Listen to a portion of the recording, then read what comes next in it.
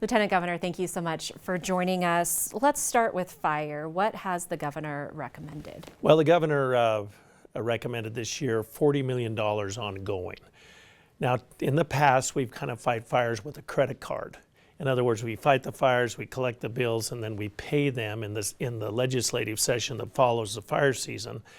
And that's kind of and we always are, on average, going to spend around $60 million, give or take, every year. Some years way more, some years less. And so to eliminate the peaks and valleys in the budgeting process, he's proposing that we know we're going to spend about 40 for sure. So why don't we just put that in every year so that if it's a bad fire year, we've got 40 million to start with. And if it's a good year, not so many fires, we'll keep some in the account and we can accrue money there. I think it's just prudent financial management. We know that we're going to have fires. We always do, and it's really important for us to protect the state's 2 million acres of timberland. I mean, last year I believe that timberland. The proceeds from that was approximately $75 million that went into the school systems here in Idaho. So it's really important for us to be on top of the fire, firefighting. We want those. We know we're going to get the fires, so we're going to get the starts, but we want to be able to put those out. And I think we do that with preparedness and forest health, and the state's really good at that. The state's really good at that, but the state doesn't own all the public land in Idaho, yes. Right? So what's the latest on the state of federal lands in Idaho? Well, we do a better job, frankly, and it doesn't matter how you want to measure forest health. I mean, the state's land management model is working. Our fires are smaller, less catastrophic, et cetera, because we take the growth increment. Now, we've entered into... That means taking out growth that could be used as fuel for a fire so it doesn't turn catastrophic. Well, yes, the forest is a living thing, and it's going to grow a little bit every year. And if you don't take that increment of growth out through careful harvest, responsible harvest, then those trees accumulate. Trees are basically fuel, and then you can have catastrophic fires. Now, the forest management model, just through the fence on the federal side, they don't do it that way. In fact, there's very few trees harvested. Now, there is reason to be optimistic. The last few years, we have entered into these agreements with the federal government called Good Neighbor Authority, where the state comes in and we manage federal lands. That's not on the scale that it could be. I mean, I think we should scale it up, and I'm optimistic that this administration plays ball, but in honesty, so did the last administration, because it's just good forest management. Nobody likes big forest fires. And in our state through the years has had big ones. You go back to the big fire in the north in 1910. When you have fuel and you have an ignition point and you have winds that are 50 miles plus, there's very little that you can do to stop it. And Mother Nature has to stop those kind. And to the greatest extent possible, we want to avoid that and avoid the conditions that lead up to that. So that's the Good Neighbor Authority. I would that every sawmill that was in Idaho in 1980 was back in business now, and that we had access to the federal forests, and that we had the vibrant timber industry that we had 40 years ago. That would be nice. We don't have that, but we can work our way back that way through responsible timber harvest and forest management. Back to the governor's recommendation of the ongoing $40 million into that fire fund. Any indication on whether or not the legislature is listening on board with that? Well, I've watched the legislature for a while now, and they're listening. I know they're listening. They haven't got around to it yet. I think that can be good news in that, it's a given. They're going to do it, and they don't have to worry about it. Don't have to, it's not front and center. Or it can be a bad thing of, we're just not going to do it. And I think it's the former. I think everybody recognizes that, that it's needful that we be ready to fight fires and pay the bills associated with fires. I think another important part of the governor's budget is a recognition that we're competing for firefighters with the other land management agencies, including the BLM and the United States Forest Service.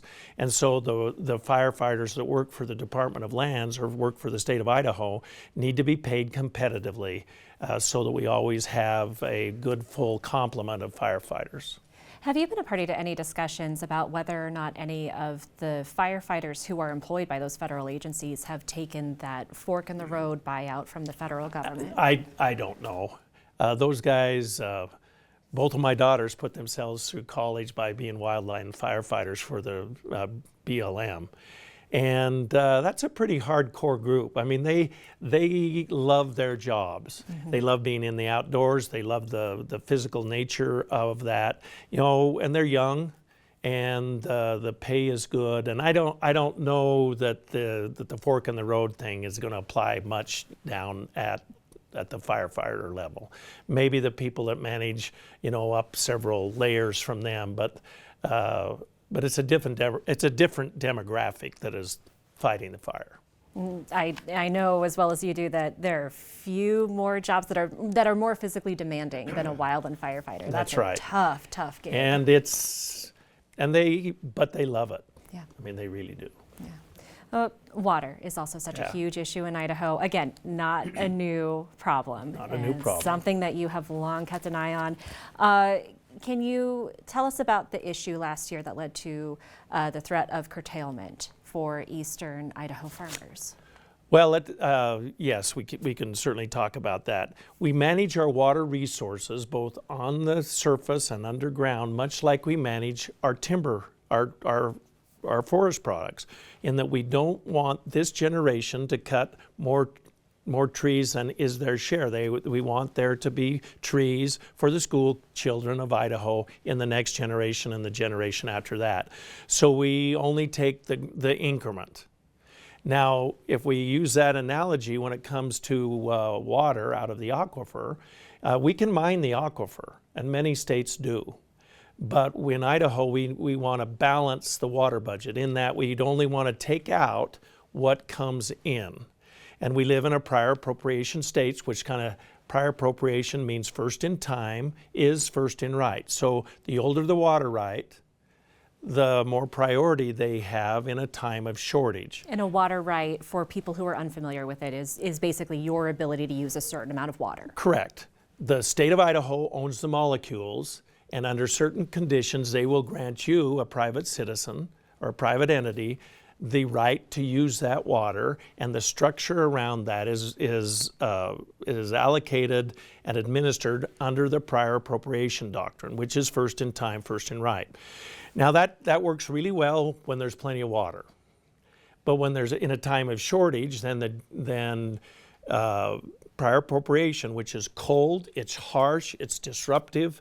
That means that in a time of shortage, the juniors turn off until the seniors get all of their water. And that's a hard way to have a community or a state or a region when you have that type of disruption.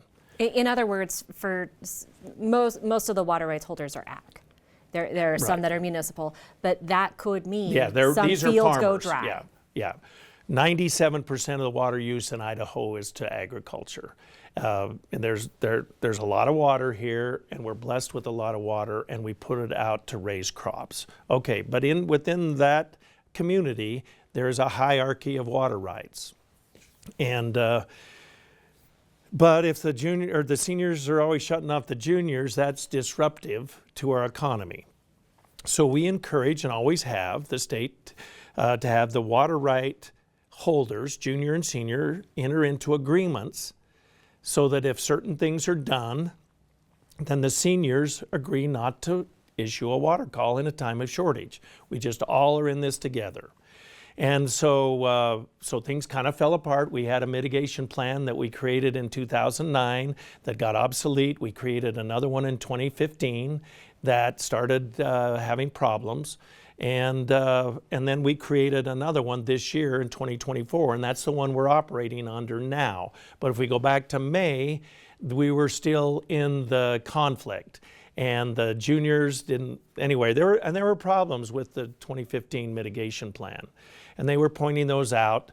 And anyway, long story short, we fixed it. The things that no one liked about the 2015 agreement, we changed that, and there were unintended consequences, and we did our best to ameliorate those in the 24 agreement. And I think we did, and I think it's a good plan. What the plan needs, though, is recharge.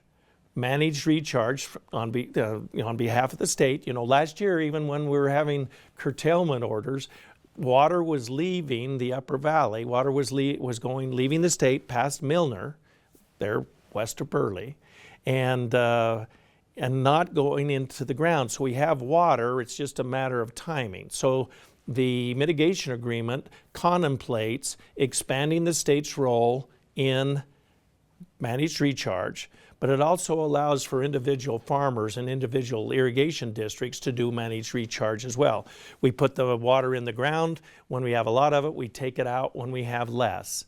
And so through careful use of our water, plus a robust recharge program, we can keep the ins balancing the outs. And that's all we're doing here, is just trying to not deplete the aquifer. There are many states that have, and Idaho's policy contradicts mining the aquifer. And so that's kind of where we're at. We collectively went to the edge last spring, looked over, and nobody wanted to jump, and so we all went back to the negotiation table and worked out an agreement. It took us all summer because this is, these are tough negotiations, and and everybody was well engaged, as if their livelihoods depended on it. Because they did. Because they did. So we were able to iron it out. So this session, it's important now. So the governor, typically we we had a lot of one-time money through the years that we did water projects on. And then we had every year in, year out, $10 million. Now, the governor proposed putting an additional $30 million ongoing into these water projects. And the water problems don't just exist in the east, they exist statewide. And we've got a very engaged, very knowledgeable Water Resource Board, Solomons, if you will, and they will allocate and prioritize the projects, all to the end of maximizing the amount of acres in production. And but acres in production is not necessarily the issue in the Treasure Valley or in the north. There are other things they need, and they've been very good. Each region of the state is represented on that board, and they've done a very good job balancing the various concerns statewide. Yeah, those of us in the south or in Magic Valley or in eastern Idaho think that our problem is the largest one, and it does have a huge economic impact to the state, but we also acknowledge that our neighbors have them too. And so the board has done a good job through the years allocating those resources. And so this additional $30 million, so we can call this the fire and water session, is that, take care of the trees and take care of our natural resource called water. This ongoing $30 million will go a long ways to do that. In fact, I'll be so bold to say is if we don't, that the plan is so reliant on additional projects above American Falls that if we don't do this $30 million, then I can't see the plan working.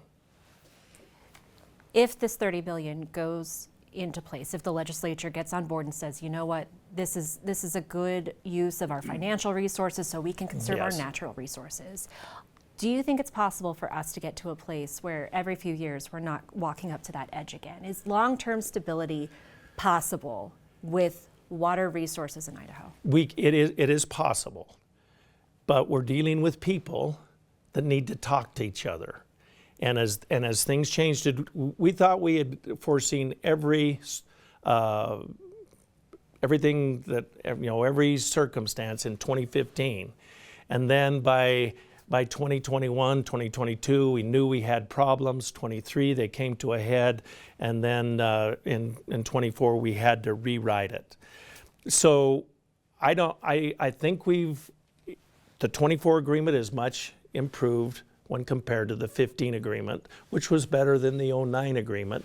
And I'm assuming that X number of years from now, we'll have another agreement. But the 24 agreement has baked into it the ability to evolve. And that evolution within the agreement is only going to take place if the parties sit down, have candid conversations. This is working, this is not working, or the circumstances have changed, and we got to make some course corrections. And I hope we don't come to the precipice every year to effect those changes. But if the past is any indicator of the future, then we'll have our moments of conflict, and then we'll listen to our better angels. We'll realize, number one, actually, that we're stuck with each other, and that we got to work it out. And it's not about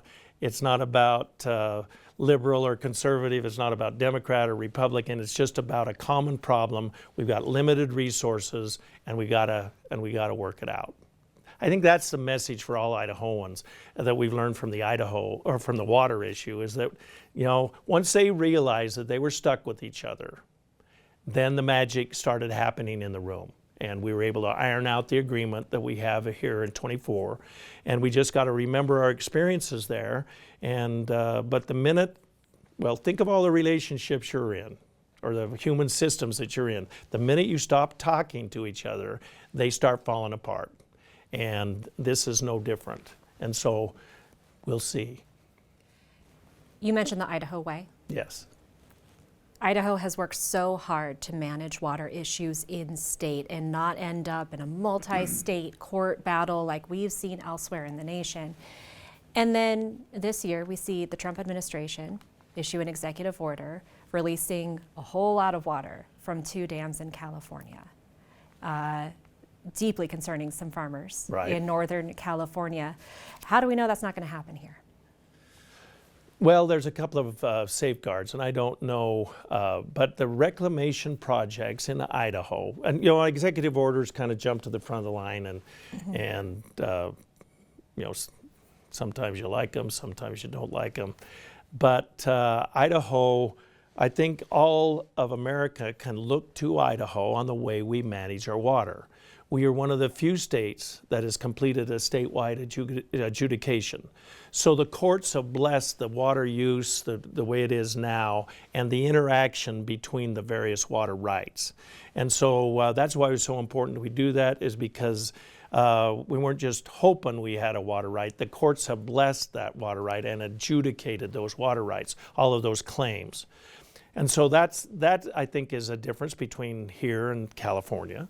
I think another thing that is different is that in our reclamation projects, in all reclamation projects, Section 8 of the original language talks about that these irrigation waters are to be managed with the laws that exist in the state or in the territory, is what it says.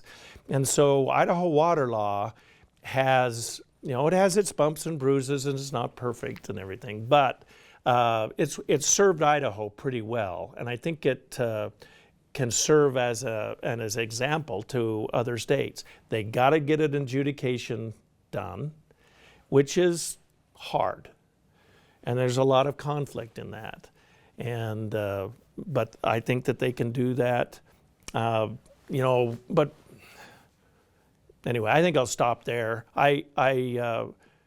In California, as they manage their underground resources, it's whoever has the longest straw that has the most horsepower on it gets the most water. It's a very different system. It's very different. It's a very different system, and I think we've learned from. And we do have interstate compacts, but not like some of the other states. I mean, if you're in Nebraska, then you're the headwaters of a river that finally makes it to New Mexico, and so there's a lot of interstate compacts there. Those are complicated. They've worked it out, but Idaho is pretty well situated. The similarity, though, is that we do have dams that are under the Bureau of Reclamation or the U.S. Army Corps of Engineers, and that's what the executive order from President Trump targeted was, hey, U.S. Army Corps of Engineers, let the water go. And he's also shown an interest in the Columbia Basin before. We turn on a faucet and then we send the water to California. It's Yeah. that easy. It's Does not any of that that easy, and I sure hope that there are people in the Federal Administration of Water that are watching your program and take me up on this invitation. Please call us. We got this. It's working. Let's talk. Lieutenant Governor Scott Bedke, thanks for joining us. Thank you.